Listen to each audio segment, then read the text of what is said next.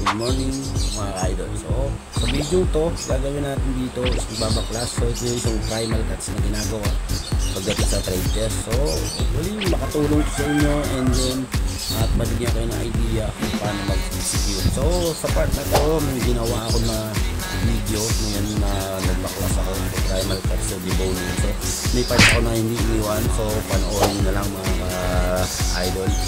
And kung nagustuhan nyo yung video to, so follow and subscribe and click po yung notification bell para updated kayo sa lagi kong ginagawang video.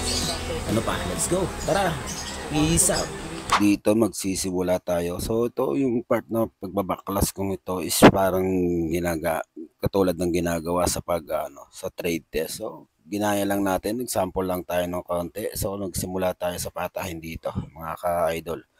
Tinanggal natin yung patayin. So, makikita nyo, may dual cam yung ginamit ko. So, mas makikita nyo yung sa kabila and then yung sa harapan. And then, yan. Tinanggal natin dito yung part ng tenderloin. So, tanggalin natin yan dyan. Okay. Yung pagkatanggal natin dito ng ating tenderloin. So, ikutan lang natin na konti para matanggal natin yan. That's it. And then, yung tampalit o yung taba nun sa tiyan ng baboy. Sa may part ng liempo yan natatanggal natin. So, yan. Hilahin lang natin to. So, yan. That's it. Then, dito sa ham leg, tanggalin natin yan. Hiniwa ko lang sa ibabaw. And then, dito sa ibabaw din, tanggalin natin yung part ng may kulani ako nakuha dyan. So, kung mapapansin nyo, lagi kong tinatanggal dyan is kulani kasi yan. And then, yan. Ganito yung style namin ng pagtatanggal dito ng O, tinatanggal talaga namin hanggang diretso sa may ham leg. So, para malinis na. And then, tinatanggal ko yung pinakalawit ng belly. So, yan. Diretso, pasok. So, 2 joint tayo dito mga idol. So, tatanggalin natin itong 2 joint na to. Yan. Pinasok natin dyan. Hindi makita yung kasi natatakloban. And then, yan. Pasok natin sa ilalim. And then, push natin yan. Pababa. Yan. Push natin. Push natin yan. Pababa pa yan. Yan. Alright. That's good. And then, dito tayo sa So, ginuhitan ko na yung pata front dyan para maano natin pag tanggal tayo ng kasi bubuuin natin yato Alright. Kaya yan yung ginawa ko naman, purpose naman yan is para pag inangat ko siya at least may may line na siya. So tanggalin natin itong fork head at yan. Kuhanin lang natin yung part ng joint pababa. Okay. Diretso lang. Alright. That's it. Yan. And then tanggalin natin yung part ng kulani. So lagi akong tatanggal ng kulani dyan. Hindi ko naman sinasama sa binebenta ko yan. Hindi naman na although iba kinakain yan ewan ko hindi, pero ako hindi ko kinakain yan. And anyway, diretso tayo. Tanggalin natin yung part ng leeg. Okay. Mataba kasi yan. Yan tinatanggal namin dito yan. Dito sa province namin, so nagtatanggal kami ho na ganyan. Pag kumikilo ka lang ho sa katay, so ganyan ho ang ginagawa namin. Sa live, so depende na ho sa inyo. Wala nang timbangan yan pag binili nyo ng baboy yan live. And then yan, pork ribs or beef ribs, depende ho sa inyo kung ano yung sa inyo. Pero sa pork ribs ako kumuha niyan. So, yan. Para yung ating high cost o low cost ay matansya natin. So, meaning mas maliit yung buto natin na magagawa is mas maano yung natin.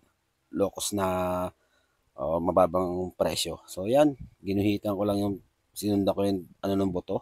Daan ng buto. So, hindi pa rin ako nasatisfied dyan. Hindi kasi makita yung buto and then napakalaki ng sa pagkaka-split niyan. So, tinignan ko. So, wala na akong choice dyan kundi sundan ko na lang yung guhit pababa para matanggal lang natin. So, sinundan ko na yan. Pababa na. Yan din yun. Natanggal natin yan mga idol. And then, sumunod tayo dito. Dahil natapos na natin dyan. So, magtitimbang ako dyan mamaya. So, kinat ko na yung pagtitimbang ko. And then, tanggalin muna natin dito ay yung part ng ating kasim or sa ribs. Tanggalin natin yung whole ribs niyan. So, yan. Tanggalin natin to. So, para lang makita yung So, ganyan ang pagtatanggal sa Kung sa trade test mo, makikita nyo ganyan lagi, buo. And then, wag naman sagad naman sobra. Pero depende na naman yan. Pero sa dahil paninda namin, hindi ko sinagad yan. Actually, tama lang yan. Hindi ko na sinagad yung pagkakatabas sa ribs. And then, paninda nga hindi naman po pwede natin yan sagarin and hindi na mabibili yan.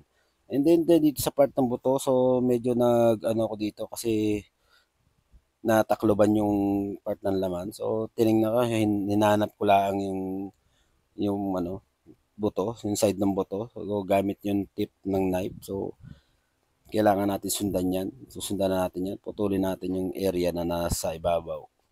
Hindi sa ilalim. So yan, tip ng knife.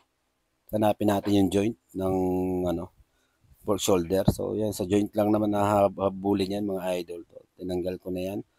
And then, kukuhanin ko na ulit dito sa side yan. Ayan. Para matanggal na natin ang diretso. Ayan. So, yan. Diretso lang. Okay. Di ba? Matanggal na natin. So, ganyan lang naman mga idol ang pagkakalas ng ano, ng sa paypay. And then, diretso lang yung pababa. Yan. And then, yun, putol na. And then, sunod na tayo. Dahil hindi ko na tinanggal to mga idol. Alam niyo kung bakit hindi natin tatanggalin yan. Kasi once na natanggal namin yung sa paypay niya na shoulder na yan, wala na yan boss. Nangingitim kasi yan once na natanggal na. Yan. So, eto, punta tayo sa pigtail tayo. Tanggalin natin yung pigtail natin. So, pag may buntot sir, mga idol, pigtail ang tawag dyan. So, pag wala namang buntot, pelvic bone na yan. Yan. Okay.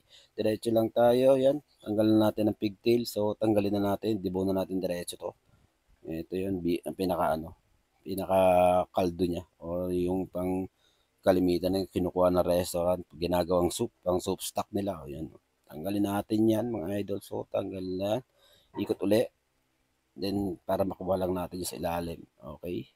Alright. There you go. Kaya ako nag-voice over nito para mas mapaliwanag natin. And isa pa, the reason why bakit ako nag-voice over is gawa na may tumutugtog dyan. May tumutunog. Alam nyo naman, makaka-copyright tayo dyan. Yan. And then, ito, sa part na to, yun na yun. Hanggang doon na lang tayo. Thank you. Dito sa part na to, so tatanggalin natin yung pork chop at pork belly. So, yung pag-iwalayin lang natin dito.